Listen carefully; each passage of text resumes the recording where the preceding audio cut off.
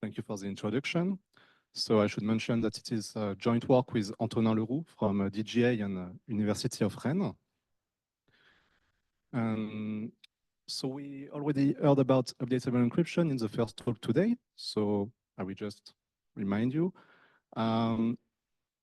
So we place ourselves in the cloud computing context where we have a client C who wants to store a few messages, MI, to a distant server. And he wants to protect these messages in confidentiality. So he can use a classical symmetric key encryption by choosing a key K and encrypting these messages before sending them over to the server. So a good idea in this case is to rotate the encryption key K to a new K prime periodically to protect yourself from compromission of the key. But the problem is, how do you do this update efficiently in terms of bandwidth? Because you could always retrieve all the ciphertext, decrypt them locally, and re-encrypt them under the new key before uploading them again to the server, but this is inefficient. And so the question is, how can we do this update operation efficiently while maintaining the confidentiality of the data? And so the answer to this is given by updatable encryption, which was introduced by Bonnet et al. And when the client will rotate his key K to K prime, he will compute a token with a token generation algorithm that takes as input the old key K and the new key K prime, and it puts delta a single token that can be publicly revealed and sent to the server, which can use it to update every ciphertext CI to a new ciphertext C prime I, which still decrypts to the original plain text under the new key. Okay, so formally, this is the syntax. So you have your usual keygen encryption and decryption algorithm from symmetric encryption, and you augment them with token generation algorithm and the update algorithm that I just described. Okay, so for the confidentiality notion, this was presented in the first talk today, so I will just go very fast on this. You have the in updatable encryption CPI or CCI notion introduced by Boyd et al. The adversary chooses the message M and a ciphertext C, and he gets as challenge either a fresh encryption of the message or an update of the ciphertext. And its goal is to distinguish between the two cases. And he has access to all the updatable encryption functionalities, that being encryption, decryption, updates, key and token corruption, and key rotation. In the CCA case, we also get a decryption record. So in the rest of this talk, when I say CPA secure, I mean this notion of CPA security. Okay. So our contribution are the following. We construct an updatable encryption scheme in the group action framework that is post-quantum and CPA secure. This is the first post-quantum updatable encryption scheme that is not based on lattices. All other schemes prior to our work use the homomorphic properties of lattices to build updatable encryption. And you can instantiate it using your favorite isogeny-based group actions, that being C-side or scallop or its high-dimensional variant. Our scheme supports a number of updates and is efficient in terms of group action computation because you only need one group action computation to encrypt, decrypt, or update your ciphertext. So this is in contrast to the first talk today, where it was bitwise encryption and you needed one group action computation per bit. But we don't reach the CCA security that the first talk achieved. Okay, so a bit of background. So group action, again, you know what it is now. You have a group G that acts on a set S. If there is a map star that takes a group element and a set element and returns a set element, and this map has to satisfy two properties, that being identity and compatibility. So identity, you have the identity element of the group that fixes every set element, and the group action has to be compatible with the group law. Okay, you already saw that. I give a simple example. That is the multiplicative group ZP star that acts on a cyclic group S by exponentiation. So you have A star S, where A is a group element from ZP, and S is a set element that is equal to S to the power A, and you can really easily verify that it satisfies both properties. And then for more involved group action, we turn ourselves to elliptic curves. So you know what an elliptic curve is. So it's a set of solution to this kind of equation over a field K, and this solution form an additive group. You can do scalar multiplication on the point on an elliptic curve. This is the analog of exponentiation in this group. So this already gives you a first group action. To get another group action from elliptic curve, we use isogenies. So an isogeny from curve E1 to curve E2 is a non-constant morphism sending the identity element of E1 to the one of E2. And to build a set for group action, we'll use the notion of imaginary quadratic order O. You can think of it as being a variant of the Gaussian integers for a scale-up or Z over square root minus P for C side. So using this notion, we can find a set of elliptic curves that's called the O-oriented supersingular curve, such as we get a group action of a group that is called the class group. If you don't know anything about isogenies, don't worry. You can just think of this as the group actions as a black box, and don't worry about it for the rest of the talk. Okay, so how do we build updatable encryption from group actions? So our starting point was the Shine scheme of Boyd et al. So this is the classically secure scheme. You need a cyclic group S of prime order P and a map pi that maps binary strings to the set S efficiently, and that is invertible. So the key is just an exponent, K, and to encrypt a message, you pick a random nonce to randomize the encryption, you concatenate it with your message, send it over to the set S using the map pi, and you raise it to the power K, the secret key. So decryption is really straightforward. And to update your key, you have the old key KE, the new key KE plus 1, and you just compute an exponent that is the quotient of the new key by the old key. If you reveal this exponent, if you don't know anything about either key, this exponent is uniformly redistributed in the group and doesn't reveal any information. And an update is simply an exponentiation. You will cancel out the old key in the exponent and replace it with a new key. So this is a really elegant and simple scheme that is proven CPA secure under the DDH assumption. And this proof is in the ideal cipher model. And so the recipe to build a post-quantum primitive using group action is just you take an existing classical primitive that's using a group action, in this case exponentiation, you replace it with a black box group action, and you study the properties that you need for the scheme to be correct and secure, and you try to instantiate it using all the post-quantum group actions that you know. And if this works, okay, it's good. And if it breaks, you start to try to fix it. So let's see what happens when we do this. So we just introduce the notion of mappable group action. You take a group action G over a set S, and you say that it is mappable if it exists a map pi that maps binary string to the set S efficiently, and that is invertible. And then we define the gain scheme for group action ideal cipher nonce-based encryption. The key is just a group element, and you replace each exponentiation by a group action. So this is really straightforward generalization. And then with what properties do we need? So you already see what we already saw what a weak pseudo-random group action is. So I just recall it.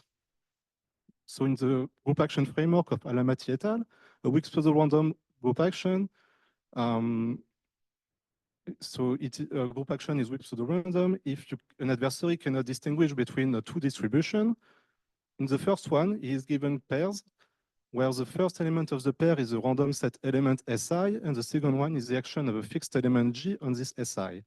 And in the second case, it's just the uniform distribution over the set for both elements of the pair. And the adversary needs given samples of one of the distribution to distinguish the two cases. Okay. And so we show that our scheme, again, is correct if the group action is mappable. We don't need any other properties. The group doesn't even need to be abelian. And it's CPA secure if the group action is weak pseudo-random. And then we ask, can we make it post-quantum? And so if you followed the second talk of today, can we instantiate this scheme with lattice equivalence? The answer is no, because in the second talk of today, we saw that lattice equivalence is not weak to the random group action, so the scheme will not be secure. We cannot, the multivariate actions from the previous talk doesn't work either because it is not weak to the random. Indeed, the set S has a vector space structure, and the map that sends the set element to the action of a fixed group element in this set element is a linear map. So given enough sample of the weak to the random experiments, we can build it by solving a linear system. And for isogenies, this is the last post-quantum group action that we have. The problem is that the isogenies group action is not mappable. We don't know how to map a binary string to a set element in an invertible way. In this case, a set element is an elliptic curve in some isogeny class. So we try to circumvent the non-mappability of isogeny to still get a post-quantum scheme. So in the first talk of today, the idea that was use bitwise encryption to bypass this problem. And in this talk, we use another idea that is, instead of mapping the message to an elliptic curve, we don't know to do this, we will map the message to a point on an elliptic curve. This is easily done. And then we can hide both the elliptic curve and the point using a secret isogeny. So we introduce the triple orbital group action structure that involves 3 group actions, 2 sets, and an equivalence class that act together in a very specific way. So I will just try to not give you all the details, but give you the idea of how it works. So first, we have a set T, which is a set of oriented supersingular elliptic curves with an order n subgroup. And in our case, n, you can think of it as a power of 2. And we have a set S, which are pairs of oriented supersingular elliptic curves in the first component, and in the second component, a point of order n on the curve. And we have 3 actions. So the action, you have a group G who acts on the set T. This is a standard isogeny group action. So you take a curve, you apply an isogeny, you get another curve. The second one is the group action of A on the set S. So this is a standard isogeny group action, and you reveal the image of a single point of order n under the isogeny. And here the single point is really important to prevent the SIDH attack, to break the security of the scheme. So this is the second action, and the third action is the action of H. This is the standard scalar multiplication on points of an elliptic curve. So you are given an elliptic curve and a point on this curve, and you output another point on the curve by scalar multiplication. And so here is a picture of how this plays out. So in this picture, each triangle, so each point is a set element of S. So it's an elliptic curve together with a point of order n on the curve. Each triangle corresponds to the same elliptic curve. So in a triangle, you are in the same elliptic curve. You're just changing the point that you're considering. So the plane arrow is the action of H. So from a given elliptic curve, you stay on this curve and you just change the point. And we have the standard isogeny group action. This is the dotted arrow, the action of G. So you take an elliptic curve. So each triangle is an equivalence class for some equivalence relation with just say you are on the same curve. And you go from a curve to the next using an isogeny. And then we have the action of A, so the curly arrow. You start from an elliptic curve and a point on this curve, and you associate to it another elliptic curve, the one you get from the action of the isogeny, together with the image of the starting point under the isogeny. And so how do we encrypt? We start by choosing a random starting point, so a random starting curve on this graph. So this is to randomize the encryption. Then we'll hide the message in the discrete logarithm of a point on the curve. So this is why we choose curves with a subgroup of order a power of 2. So the discrete logarithm is easily invertible, and we can decrypt. We need an element of the secret key lambda, which is a scalar, and it is needed for correction, but not for security. We'll see later why we need it. And so we have a curve, we have a point that hides the message, but since the discrete logarithm is easily invertible, we need to hide this curve and this point. So to do this, we'll apply an isogeny, which is a secret key K. So we use the action of the group A to do this, and we will move to another isogenous curve and another point.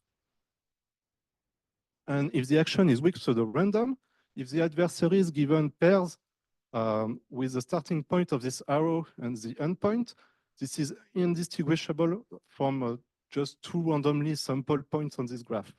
So this is why the security holds.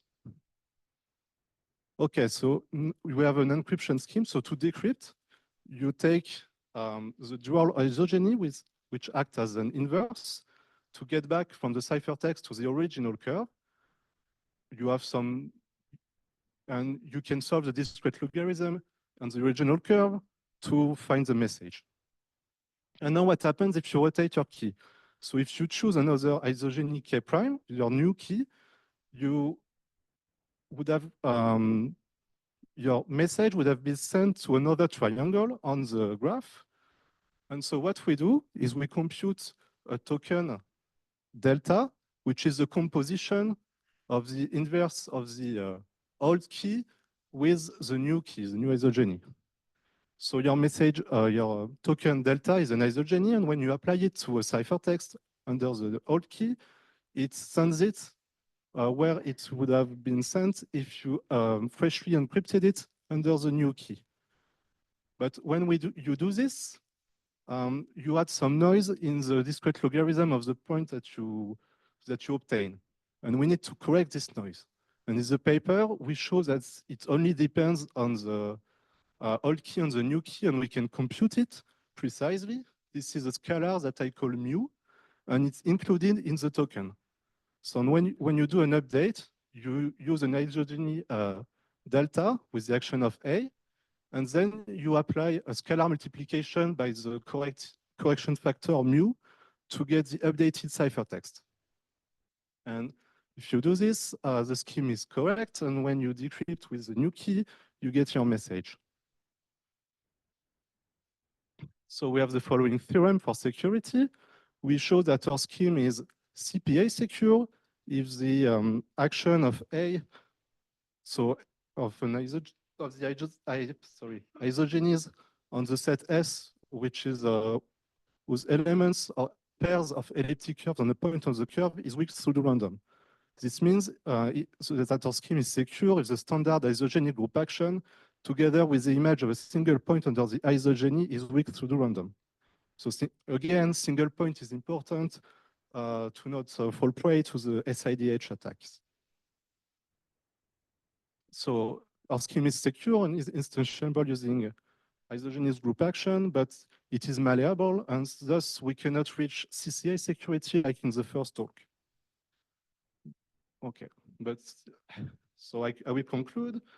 So in this talk, I show you how to build a post-quantum CPA secure updatable encryption scheme using group actions, how to instantiate it using isogeny-based group actions such as C-side or scale-up in high dimension. So the triple orbital group action algebraic structure that I presented you and that is given in full detail in the paper may be of independent interest to circumvent the non-pumpability of isogenies in other constructions. And our scheme is efficient in terms of group action computation. We only need one group action computation per update, encryption or decryption. But is it possible to make it CCA secure while retaining its efficiency? Is still an open question. And with this, I thank you all for your attention.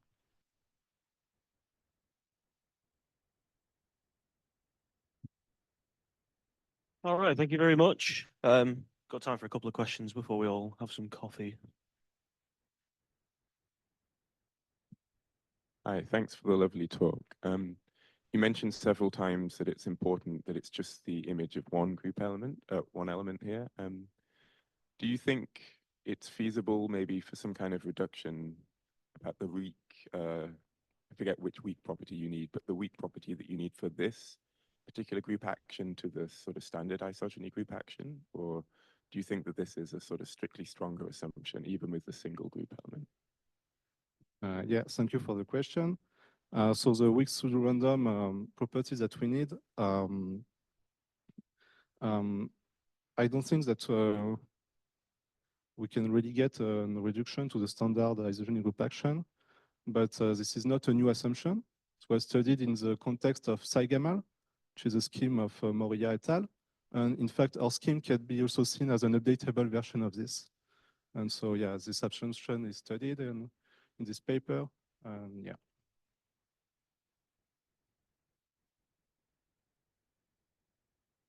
Out of curiosity, so which is the smaller set of C-side parameters that you considered, and for that set, what's the concrete value of n that you chose? So in the paper, we choose to not give concrete parameters because this was out of the scope of our work to give precise bounds on the security of C-side or scale-up. So we didn't really try to give specific parameters for the size of n. Yeah. Okay, but then how you choose n? Oh, n is a power of 2. It has to be smooth because we want the discrete logarithm to be easily computable. Okay, how do you choose the exponent of 2 that you want for your n then? So is it any exponent or? I'm not sure if there is a constraint on the exponent. I will have to check. Yeah.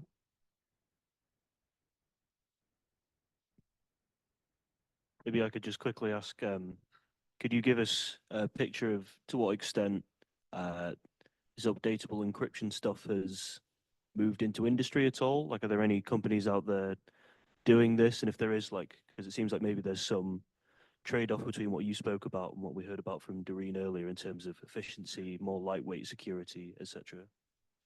Yeah. To my knowledge, there is no. I don't think that any product deployed updatable encryption. I think so. This is symmetric encryption, but we use public key operation for the update functionality, and this causes a lot of problems of efficiency compared to just pure symmetric encryption. So yeah. Okay, well, let's thank the speaker again.